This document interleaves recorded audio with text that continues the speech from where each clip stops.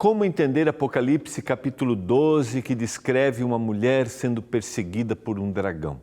Como esse relato pode nos ajudar a confiar mais em Deus? É o que nós vamos entender neste estudo, agora no Escola Bíblica.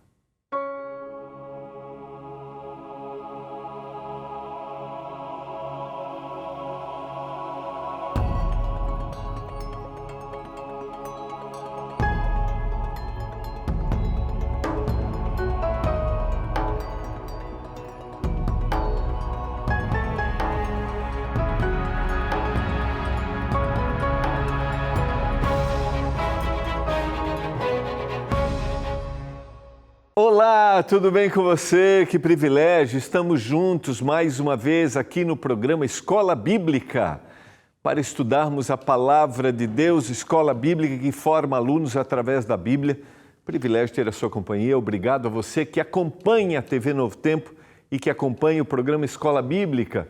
Você que deseja conhecer mais da Palavra de Deus. Eu quero te convidar a ser um aluno da Escola Bíblica. Lembrando, se você está chegando aqui pela primeira vez, através deste programa, nós estudamos as revistas que o nosso Departamento de Escola Bíblica produz aqui na TV Novo Tempo e distribui gratuitamente. Aí você pergunta assim, mas como eu posso receber o meu guia, né? A minha revista que tem o guia de estudos, e nessa temporada a gente está estudando o Apocalipse. Eu vou mostrar aqui para você, quero te dar o telefone, mas antes quero mostrar, a gente tem aqui, ó, dá uma olhadinha, eu tenho, esse vai ser o tema que a gente vai estudar, eu tenho aqui a foto do seu Marcos Moliga, de Araguaína, no Tocantins. Um abraço, seu Marcos, obrigado. E está aqui, está vendo, seu Marcos, com a sua revista, com o seu guia, que a gente está estudando aqui na TV Novo Tempo, nessa temporada, o seu guia do Apocalipse. O seu Marcos já recebeu o seu guia, já é um aluno da Escola Bíblica e eu quero convidar você. É só você ligar agora para a gente, 0 operadora 12 21 27 31 21 e pedir a sua revista, a revista Apocalipse, o seu guia de estudos para que você entenda mais da Palavra de Deus. Ligue agora, nossa equipe está pronta para te atender. 0 operadora 12 21 27 31 21. Eu quero ser um aluno da Escola Bíblica. Não esqueça, fique tranquilo, os nossos guias são produzidos e distribuídos gratuitamente para os nossos telespectadores, aqueles que querem conhecer mais da Palavra de Deus. Eles são gratuitos porque têm um patrocínio dos nossos Anjos da Esperança. Então, fica tranquilo que não vai chegar junto com o guia um boleto para você pagar. Pode acreditar. E vai chegar na sua casa, como chegou na casa do seu Marcos. Um abraço para todos os nossos queridos amigos do estado do Tocantins. Eu quero orar para que o Senhor nos dê iluminação ao estudarmos a sua palavra. Vivemos momentos de incerteza, momentos de dificuldade. Eu quero orar para que haja paz. Haja paz no mundo, haja paz na sua casa, haja paz na sua família. Eu sempre gosto de lembrar a mensagem que o Senhor deixou para o povo quando eles foram levados cativos para a Babilônia. E o Senhor disse, prosperem na Babilônia, vivam na Babilônia e orem pela paz enquanto vocês estiverem aí. E nós queremos orar para que o Senhor dê paz, para que o Senhor acolha aquele que sofre nesse momento. Resultado das guerras que a gente tem, que acontecem em nosso mundo. Vamos orar? Pai do céu, obrigado porque o Senhor pode nos dar a paz que excede a todo entendimento. Um dia essa paz será definitiva quando o Senhor voltar nas nuvens do céu. Mas enquanto estamos aqui, clamamos para que haja paz. Que o Senhor, através de pessoas, através de seres humanos que se deixem ser usados por Ti, leve paz a todos os lugares desse mundo, aos conflitos que existem neste mundo. E que haja paz na casa de cada um dos nossos telespectadores. Eu suplico por isso, em nome de Jesus. Amém. Quero convidar você a abrir a sua Bíblia no livro do Apocalipse. Nós chegamos hoje à lição número 9. Quero abrir aqui para você. A gente estudou as duas últimas lições aqui, foi a 7 e a 8, né? O livrinho aberto e as duas testemunhas mártires. E hoje nós chegamos à lição número 9. Está aqui, ó. A mulher e o dragão. Nós vamos estudar nos nossos próximos 2 encontros, Apocalipse capítulo 12, que é a base da nossa lição número 9. E você vai ver aqui um cenário que está sendo montado para os últimos momentos da história da humanidade. A gente já estudou a primeira parte, é uma parte que a gente tem a profecia, estudamos as 7 igrejas, estudamos os 7 selos, estudamos as 7 trombetas, e agora nós vamos entrar num momento que é como um interlúdio, né? A parte de meio do livro, e depois a parte final do livro do Apocalipse, que é a parte profética. Então, entender o capítulo 12 e entender o capítulo 13 de Apocalipse são essenciais, primeiro porque eles estão ligados, estão ligando todos os pontos.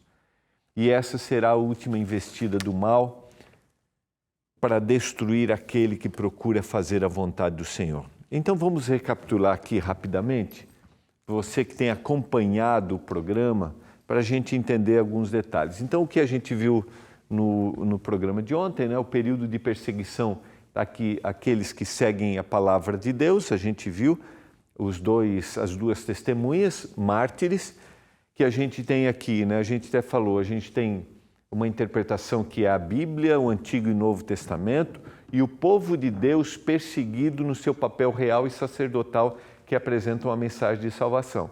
Então, uma interpretação até não exclui a outra, porque a palavra do Senhor, ela é revelada através do povo que segue e faz a sua vontade. E a palavra como um todo, o Antigo e o Novo Testamento. O poder do mal persegue e se opõe a Deus e à sua palavra e ao seu povo, a gente viu. E as nações abandonam a crença em Deus e na sua palavra. Historicamente isso aconteceu. Nós citamos ontem, por exemplo, a França como uma opositora à mudança dos dias da semana, a descrença em Deus e os resultados que essa descrença trouxe para a sua nação. E depois o retorno. A busca pela palavra é restabelecida e a gente viu dentro da profecia como isso aconteceu. Os adversários, essa foi a nossa grande lição ontem, né? Os adversários podem assolar e perseguir. No entanto, o Evangelho sempre será proclamado. E o Evangelho, a mensagem de salvação, mesmo que sofra perseguição, o Evangelho vai prosperar, ele vai alcançar os propósitos pela qual ele foi estabelecido. A mensagem de salvação sempre será proclamada independentemente da descrença ou independentemente da escolha que as pessoas façam, porque o propósito da pregação do Evangelho é muito maior, não é um propósito nosso, é o propósito do Senhor. O Senhor é que deseja que essa mensagem seja apresentada. Agora, é lógico, isso se dá e a gente viu através da nossa vida.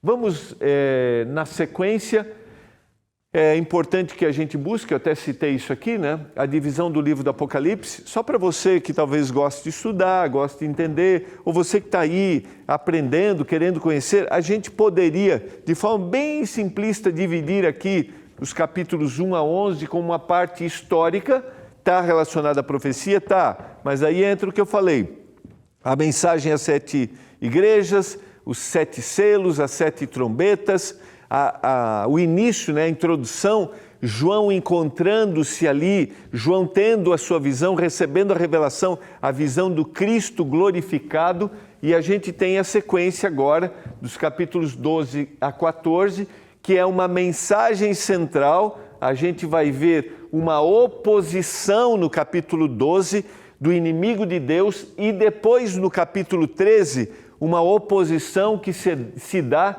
através dos seus aliados, se a gente pode assim chamar. O inimigo vai usar poderes políticos e religiosos para que seja dada a última investida contra aqueles que fazem a vontade do Senhor. A mensagem de Apocalipse, capítulo 13, está ligada diretamente com o livro de Daniel, capítulo 7. A gente vai ver isso na semana que vem, tá? Que é a besta que vai emergir do mar.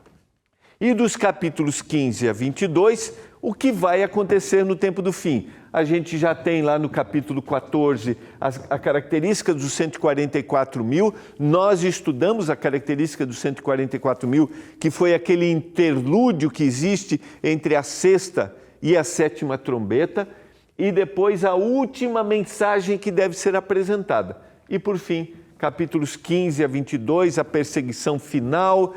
Nós temos o grande desfecho final e a restauração da terra, que agora se torna o ambiente do Éden, aquele plano original que foi estabelecido pelo Senhor e foi quebrado por causa do pecado.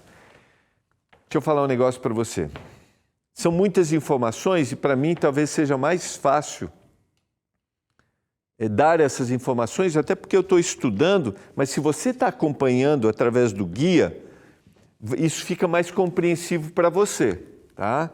Se você está chegando aqui e está ouvindo isso pela primeira vez, pode não fazer sentido para você. Mas eu quero, por isso, te motivar. Quando eu digo pode ser mais fácil para mim, em nenhum momento estou subestimando a sua capacidade de compreensão, não é isso. É só talvez a familiaridade com o tema. E aí entra o meu desafio. É pensar assim, se alguém não está tão familiarizado com o tema, não conhece tanto o tema, como que eu posso tornar isso mais fácil para que você entenda? Vou tentar resumir aqui da maneira mais simples, para que você que está chegando pela primeira vez entenda. Deus tinha um plano original, um propósito original. O homem criado à sua imagem e semelhança, um homem perfeito, um ser perfeito, que deveria povoar a terra, que seria um ambiente perfeito onde o mal não existia. Deus deu liberdade para esse homem, para a mulher, escolherem. Eles o seguiriam por amor e não por medo. Eles o seguiriam porque desejariam. E por isso Deus estabeleceu um limite. E o homem fez uma escolha errada e o pecado começou a existir. Com o pecado, as suas consequências. Eu já abordei muitas vezes esse tema aqui na escola bíblica. Mas Deus tem um plano de restauração, de salvação, de restabelecimento. Deus não deseja o mal, mas Deus provê uma forma para que o homem busque Ele, o Senhor, e o bem, e tenha uma vida perfeita. E ao longo da história, Deus vai fazendo isso. Só que dá liberdade para o homem fazer as suas escolhas. E o fim, e o que nós estamos apresentando, é o último cenário. A gente viu já uma análise histórica, mas o último cenário, a última parte agora da história, como nós analisamos, ela vai ter mais detalhes a partir do capítulo 14, o capítulo 15 do Apocalipse até o capítulo 22, que é devolver para o homem a lógica da sua existência, que é o plano original, aquilo que o Senhor colocou lá no Éden. Fica claro isso para você? Mais ou menos? Não tão claro assim? Então quero te convidar, tenha seu guia, estude. A gente tem um belíssimo texto desenvolvido aqui para que esse tema fique compreendido. E aí a gente vai ter vários temas relacionados aqui, que a gente até já trabalhou na escola bíblica, como, por exemplo, a ressurreição daqueles que morreram e creram no Senhor e o resgate dos laços, a terra transformada agora onde não haverá mais lágrima, mais dor, mais sofrimento, onde não haverá mais ódio, não haverá mais disputa em nenhum nível. Agora é um ambiente de paz e perfeição. Para mim, particularmente, isso faz muito sentido. E eu espero que você, ao estudar, encontre esse sentido. E tudo isso é possível através do sacrifício que o Senhor fez na cruz do Calvário. A gente vai entender isso. Então, aqui está uma divisão rápida. Eu quero voltar ao capítulo 11 e o verso 18, porque a última parte dessa mensagem que a gente tem na sétima trombeta, a gente tem aqui o que vai acontecer nesse tempo final, quando o Senhor voltar. E aqui está sistematizado, eu até coloquei aqui numerado, 5 pontos que a gente vai ver a partir do capítulo 12 até o fim. Na verdade, as nações se enfureceram, diz o texto. Chegou, porém, a tua ira, o tempo determinado para serem julgados os mortos, para se dar o galardão aos teus servos, os profetas, os santos, os que temem o teu nome, tanto os pequenos como os grandes, e para destruíres os que destroem a terra. Então tenta, se você pegar aqui, vamos colocar outra vez a tela cheia, por gentileza, produção. Tira uma fotinho dessa tela agora, tira uma foto, pega o seu celular e tira uma foto. Tá? Eu acho que vai ser interessante para você. Aí pegar a sua Bíblia, obrigado. Aí você pega a sua Bíblia e você vai ler o texto com essa numeração assim. Cada item aqui é uma ação do que acontece nos últimos momentos do fim. Por exemplo, as nações se enfureceram. Olha o ambiente. Chegou, porém, a tua ira, o Senhor vai agir. O tempo determinado para serem julgados os mortos. O Senhor trará aqueles que dormem à sepultura à vida, uns para terem a vida eterna, outros para a morte eterna. O Senhor dará galardão aos seus servos, ou seja, a recompensa final. E, por último, o Senhor vai eliminar da terra todo o mal e aqueles que destruíram, que fizeram a escolha contrária ao que Deus desejou como aquilo que é realmente correto para ser feito, porque Deus tem o que é correto.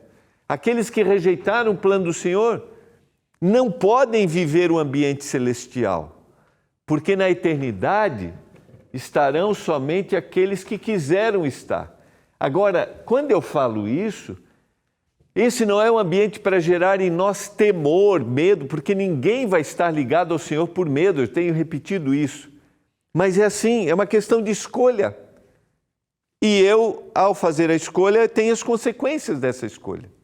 E eles fazem uma escolha contrária à vontade do Senhor. E o Senhor terá que, em um momento, dizer, acabou. A vingança, ou melhor, a justiça, não é um ato vingativo partindo da nossa mentalidade. Parece que a gente, eu já falei isso aqui também, vou repetir, né? Parece que a gente, quando quer justiça, a gente quer se vingar. Esse não é o ato de Deus, porque amor divino está ligado a ser justo. Não existe separação. E ser justo está naquilo que é correto. E o Senhor não pode tolerar para sempre o mal. E o Senhor dará oportunidade. Por isso, os livros serão abertos e tudo que foi feito para salvar e as escolhas humanas um dia serão reveladas para sempre, mostrando que Deus é justo e fiel.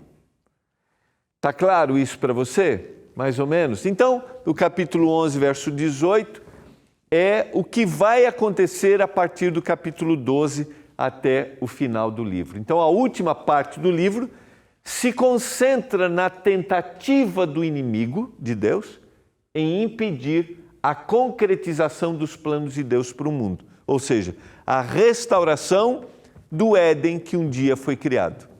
E o inimigo vai, a gente vai ver agora no capítulo 12, uma parte disso, fazer incursões para destruir. Fez e continuará fazendo, através dos seus aliados, a besta que emergiu do mar e a besta que vai emergir da terra, que está em Apocalipse capítulo 13. Vamos lá. Então, capítulo 12, o ataque do dragão, capítulo 13, dos versos 1 a 10, a gente vê isso na semana que vem, a besta que emerge do mar, e Apocalipse 13, 11 a 17, a besta que vai emergir da terra. Então, agora vamos estudar rapidamente o capítulo 12. A divisão do capítulo é a origem do pecado e o início do conflito no céu, os ataques de Satanás a Cristo quando este viveu entre os homens, a perseguição à igreja nos séculos subsequentes e a guerra final de Satanás contra os fiéis à palavra de Deus. Se você abrir o seu guia de estudos, deixa eu abrir aqui, você tem aqui esta divisão que está apresentada aqui, tá? Aqui na primeira, deixa eu mostrar aqui, logo no início, ó. Tá vendo aqui, ó? Eu vou olhar para cá, né? E aí o Andrews está aqui, ó. Aqui, deixa eu colocar aqui, fica melhor aqui. Aqui, ó. Tá vendo? Então, se você tem o seu guia, você vai ver essa divisão aqui. Isso aqui só tem um propósito quando a gente apresenta isso. Ou quando eu apresento, por exemplo, o 11, 18, sistematizando, é para que a gente olhe de uma forma assim mais didática, sabe? Como se a gente estivesse na escola, lá abrindo o livro. Eu gosto de ter esse olhar, gosto de ler o todo, analisar o todo. E eu quero te motivar a ler a Bíblia dessa forma. Mesmo que você tenha um guia ali, uma revista, mas a Bíblia deve ser lida dessa forma, sabe? Agora, é óbvio, a gente lê dessa forma e o Espírito Santo nos dá iluminação para isso. Porque é o Espírito que vai atuando na nossa mente para a gente ter essas percepções.